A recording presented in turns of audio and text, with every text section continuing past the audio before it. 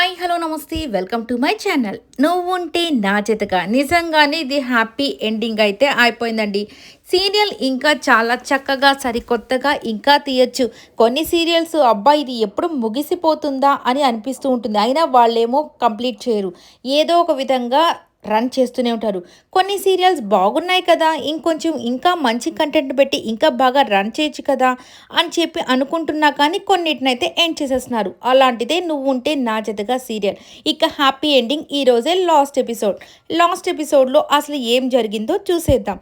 ఇక నిన్నటి దినాన దేవ అయితే చావు బ్రతుకుల మధ్య ఆ బెడ్ మీద పడుకొని ఉన్నప్పుడు కూడా వాళ్ళ నాన్న గురించి అడగడము, ఆయన నా గురించి మా నాన్న రాలేదా నన్ను చూడ్డానికి అని చెప్పి చెప్పడము, ఇవన్నీ మిథున మనసులో చాలా బాధని కలిగించాయి. ఏంటి మావి గారు ఇంత కఠినంగా ఉన్నారు, అసలుకి నా భర్త చావు బ్రతుకుల మధ్య ఉన్నా కానీ ఆయన పట్టించుకోనట్టు అక్కడే ఉన్నాడు ఏంటి అని చెప్పేసి చాలా బాధతో ఇక సరే అని చెప్పి వాళ్ళ మామయ్య దగ్గరకు వస్తుంది. ఇక అప్పటికే సత్యమూర్తి వాళ్ళ అమ్మగారు బేబీ వచ్చేసి అడుగుతూ ఉంటుంది, ఏంట్రా నువ్వు ఇంత కఠినంగా ఉన్నావు, నువ్వు మనిషివే కదా, నీ కొడుకు అలాంటి పరిస్థితిలో ఉంటే నువ్వు అసలు చూడ్డానికి కూడా వెళ్ళలేదని ఇట్లా అడుగుతున్న టైంకి ఇక మిథునైతే అక్కడికి వచ్చేసి, ఏంటి మావయ్య గారు మరి నా భర్త చావు బ్రతుకుల మధ్య ఉన్నా కానీ అతను మొదట అడిగింది మా నాన్న వచ్చాడా నన్ను చూడ్డానికని, మరి అతనికి అంత ప్రేమ మీ మీద ఉన్నప్పుడు మీకు కనీసము తను ఎలా ఉన్నాడు తనని చూడాలి అని కూడా మనసు కూడా కలగలేదా, అయినా మరి అంత ద్రోహం తను ఏం చేశాడు, తను మారి ఇప్పుడు మంచివాడిగా ఉండి తనని తను మార్చుకుంటూ ఉంటే ఇంకా తన మీద ఇంత ద్వేషాన్ని మీరు పెంచుకుంటూ పోతున్నారు.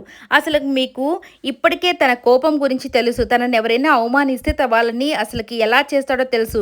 ఆ భూపతి అన్న మాటలకి ఇంకొకసారి తను కానీ పాత దేవాగాని అయ్యుంటే అసలు తనని చంపేసి అక్కడ పడేసి ఉండేవాడు. కానీ తనని తను తగ్గించుకొని నిజంగానే ఆయన అన్న మాటలకు కూడా సహనంగా ఓర్పుతో తనని ఎవరో చంపబోతుంటే ఆ కత్తిపోట్లు తను పొడిపించుకొని సో బెడ్ మీద పడి ఉన్నాడు. ఇంకా ఇంతకంటే మార్పు ఇంకెక్కడి నుంచి వస్తుంది, తనలో మార్పు రాలేదని మళ్ళీ ఇంకా ఎందుకు మీరు అనుకుంటూ ఉంటారు. నిజంగా మీరు కానీ దేవాన్ని దూరం చేసుకుంటే మరి దేవాన్ని మాత్రమే మీ కొడుకును మాత్రమే మీరు దూరం చేసుకున్నట్టు కాదు, ఒక దేవుళ్ళ లాంటి ఒక వ్యక్తిని దూరం చేసుకున్నట్టే. ఇక మీలో మార్పు రాకపోతే నేనేమీ చేయలేను మావయ్య, ఇంతకంటే నేను చెప్పలేను. సో నాకు తెలిసినంత వరకు మీరు మారుతారని నేనైతే అనుకుంటున్నాను. ఇంకా ఇంకేం చేస్తే మీరు మారుతారో కూడా నాకు అర్థం కావట్లేదని చెప్పేసి అక్కడి నుంచి వెళ్ళిపోతుంది. ఇక బేబీ వచ్చేసి, విన్నావు కదరా మిథున చెప్పిన మాటల్ని, ఇంకేంట్రా ఇంత మూర్ఖంగా ఉన్నావు, వాడు ఇంకా అంతకంటే ఏం మారుతాడ్రా, వాళ్ళలాంటి కొడుకు నీకు దొరకడమే చాలా అదృష్టం రా నువ్వు అని చెప్పేసి వెళ్ళిపోతుంది అనమాట ఈమె కూడా. ఇక దాని తర్వాత వచ్చేసి మిథున హాస్పిటల్కి వెళ్తే ఇక హాస్పిటల్కి వెళ్ళబోతూ ఉంటే ఇక అక్కడికి వచ్చేసి భూపతి వాళ్ళ చెల్లెలు వచ్చేసి, అమ్మ మిథున దేవ ఎలా ఉన్నాడు అని చెప్పి అడుగుతుంది. ఇక దాంతో ఇంకా కోపంతో రగిలిపోతున్న మిథున వచ్చేసి, ఏమి ఎలా ఉన్నాడని ఎలా అడుగుతున్నారు, మీలాంటి పగ ప్రతీకారాలతో ఉన్నవాళ్ళు చేసే పనులు ఎలా ఉంటాయంటే, నా భర్త కనీసము ఆ ఇంటికి ఆ టైంకి కానీ రాకపోయింటే మీ అన్న ప్రాణాలతో ఉండేవాడు కాదు. ఎప్పుడో 30 సంవత్సరాల క్రితం జరిగిన వాటిని మనసులో పెట్టుకొని మీరు పగలు ప్రతీకారాలు అంటూ తిరుగుతూ ఉన్నారు. ఇక అవన్నీ మానేస్తేనే కదా ఏదైనా కానీ మంచి జరిగేది. అయినా కానీ అంటే వాళ్ళ అన్నయ్య కూడా భూపతి కూడా బయటకు వచ్చి ఉంటాడు అనమాట. ఇద్దరికి కలిపే చెప్తూ ఉంటుంది. ఇక మీరేమో ఆ పగలు ప్రతీకారాలు అంటూ తిరుగుతూ మీ ప్రాణాల మీదకి తెచ్చుకోవడమే కాదు, ఇక నా భర్త ప్రాణాల మీదకి కూడా వచ్చింది. అయినా మీ ఇంటి ఆడబిడ్డ అవసరంలో ఉండి కడుపు నొప్పితో బాధపడుతుంటే ఈ ఊర్లో వాళ్ళు ఒక్క ఆడవాళ్ళు కూడా అమ్మాయికి సహాయం చేయడానికి రాలేదు. ఇంకా అంతకంటే దురదృష్టం ఇంకేముంటుంది. మీరు అనుకుంటూ ఉన్నారేమో మామూలుగా ఏ కఠినమైన ఆడవాళ్ళైనా కానీ ఒక అమ్మాయి ఆడపిల్ల బాధపడుతూ ఉంటే ఖచ్చితంగా వచ్చి సహాయం చేస్తారు. కానీ మీ ఇంటి ఆడపిల్లకి సహాయం చేయలేదంటేనే అర్థమవుతుంది. ఎందుకంటే ఇదిగో ఇతను మీ అన్నయ్య చేసే దుర్మార్గాలకి అందరూ భయపడి మీ ఇంటి ఆడపిల్లల్ని కానీ ఎవరికి సహాయం చేయడానికి ఎవరూ రాలేదు. ఇక అలాంటి పరిస్థితిలో మీరున్నారు. ఇక ఇలాంటప్పుడు నా భర్త గురించి ఎందుకు అడగడము, ఫస్ట్ మిమ్మల్ని మీరు మార్చుకోండి. అయినా ఇంకా బుద్ధి జ్ఞానం లేకుండా పగలు ప్రతీకారాలంటూ తిరుగుతూ ఉంటే ఇక మిమ్మల్ని ఎవ్వరూ కాపాడలేరు. అయినా ఒకటి గుర్తుపెట్టుకోండి, మీరు చంపాలనుకున్న సత్యమూర్తి కొడుకే ఇప్పుడు మీ ప్రాణాలని కాపాడి నా భర్త హాస్పిటల్లో ఉన్నాడు. ఇక అదే పరిస్థితిలో మీరు కానీ ఉంటే మీరు ఈ పాటికి చచ్చుండేవాళ్ళు. ఇక మీ కుటుంబానికి దిక్కు కూడా ఉండేది కాదు. సో అయినా మీలాంటి వాళ్ళకి ఎందుకు నేను ఇంత మంచి మాటలు చెప్పడం, మీరు మారేది లేదు పెట్టేది లేదు.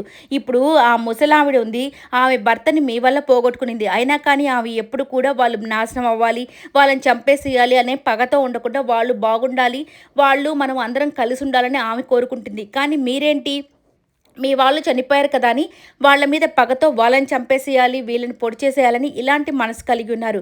ఇక మీలాంటి వాళ్ళని ఎవరు మార్చలేరు ఛీ అని చెప్పేసి అక్కడి నుంచి వెళ్ళిపోతుంది.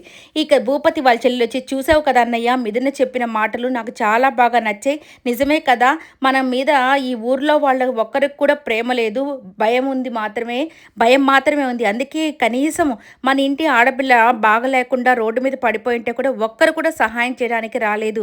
ఎందుకంటే మన మీదున్న భయంతో. సో మనము ఇలాగే ఉంటే మనకు ఎవ్వరూ ఉండరు, మనం అందరికీ దూరం అయిపోతాము, ఒంటరి వాళ్ళం అయిపోతాము. మనకు కూడా ఎవరైనా తోడుండాలంటే ఒకరితో ఒకరు ప్రేమగా ఉంటేనే కదనే ఈ పగలు ప్రతీకారాలు మనకు వద్దు, ఇక్కడి నుంచైనా మనం మారుదామన్నయ్య అని చెప్పి చెప్తుందనమాట. ఇక ఇలా అయిపోతుంది. ఇక నెక్స్ట్ మిథున వచ్చేసి త్వరగా దేవా దగ్గరకు అయితే వస్తుందనమాట. దేవా వచ్చి బెడ్ మీద పడుకొని, ఏంటి మిథున ఎక్కడికి వెళ్ళావు, నేను నీ కోసం ఎదురు చూస్తున్నా అంటే, నేను ఎక్కడికి వెళ్ళలేదు దేవా, ఇదిగో ఈ హాస్పిటల్లోనే ఉన్నానంటే, లేదు నేను నర్స్ని అడిగాను నువ్వు లేవు అని చెప్పారంటే, నేను డాక్టర్తో మాట్లాడుతానంటే, డాక్టర్ ఎవరు, సత్యమూర్త అని చెప్పి అంటాడనమాట. ఇక తనైతే షాక్ అయిపోతుంది. ఎందుకంటే ఈ అమ్మాయి సత్యమూర్తి దగ్గరికి వెళ్ళిందనమాట మాట్లాడడానికి, దేవా గురించి చెప్పడానికి. ఇక దేవా కనిపెట్టేసి, నాకు తెలియదు అనుకుంటున్నావా మిథున, నువ్వు అబద్ధం చెప్పలేవులే, నువ్వు నోటితో చెప్పినా నీ కళ్ళు అబద్ధం చెప్పవు కదా, నువ్వేమి బాధపడకు, ఆయనకి ఇంకా ఎంత చెప్పినా కానీ ఆయన మారడు. ఎందుకంటే నేను చేసిన తప్పులు అలాంటివి. నార్మల్గా మా నాన్న చిన్న దెబ్బ తగిలినా వేరే వాళ్ళకి ఎవరికైనా ఆయన తలడిల్లిపోతాడు.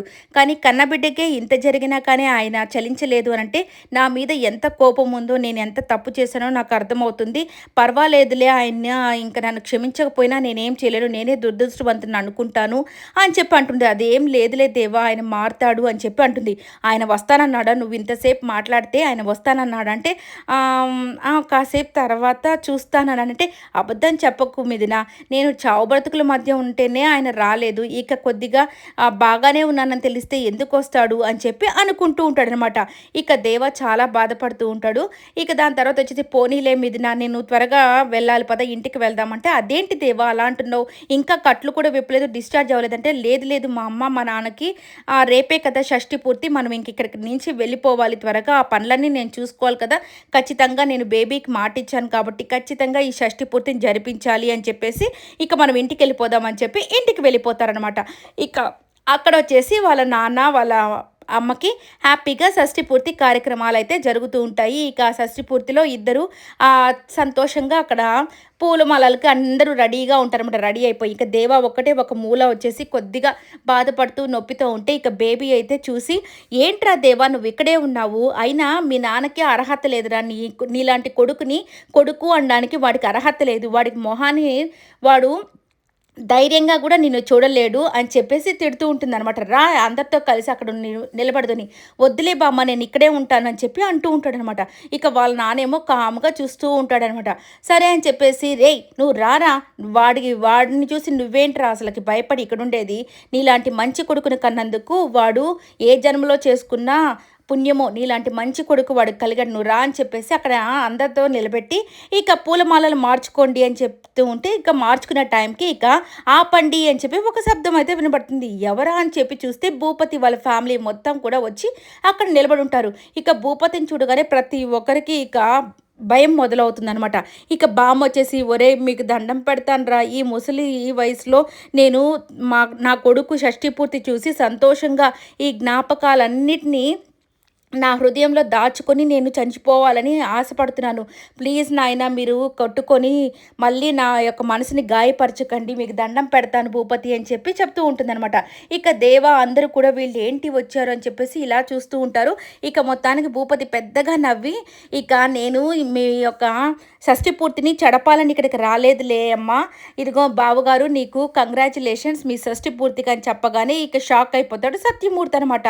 ఇక ఏంటి బావగారు అంటున్నాడని, ఆ బావగారు నన్ను క్షమించండి, ఇప్పటి వరకు నేను కోపంతో ద్వేషంతో మీ యొక్క కుటుంబాన్ని నాశనం చేద్దాం అనుకున్నది నిజమే, కానీ నన్ను మార్చింది ఎవరో కాదు నీ చిన్న కొడుకే దేవా, ఇటువంటి కొడుకు ఒక్కడున్నా చాలు అందరం కలిసేదానికి, ఇలాంటి కొడుకును కన్నా నువ్వు నిజంగా అదృష్టవంతుడివి, నీలాంటి మంచివాడికి ఇలాంటి కొడుకే కదా పుడతారు.